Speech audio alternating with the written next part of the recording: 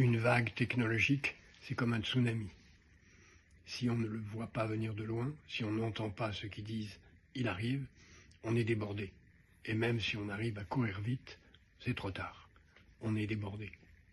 Cela est arrivé plusieurs fois dans l'histoire humaine à beaucoup de peuples qui ont disparu parce qu'ils n'ont pas entendu ceux qui parlaient de la vague qui arrivait. Et aujourd'hui, c'est ce qui se passe.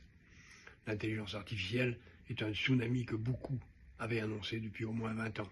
On voyait la vague se former, on la voyait se développer. Maintenant, elle est là. Est-ce qu'on va arriver à créer les conditions pour courir assez vite pour ne pas être submergé par elle? Ce n'est pas certain. En tout cas, c'est nécessaire et c'est encore possible. Ce devrait être une leçon pour ne pas oublier de regarder les vagues d'après qui commencent à se former et qui sont là maintenant et qui grossissent.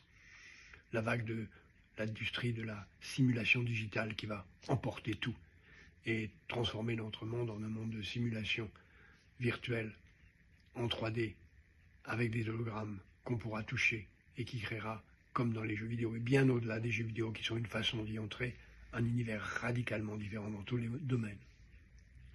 La vague du biomimétisme qui, dans la prolongation de l'artificialisation des rapports avec le vivant, va créer la possibilité, en s'inspirant de la nature, d'avoir des artefacts qui sont comme les êtres vivants et la nature.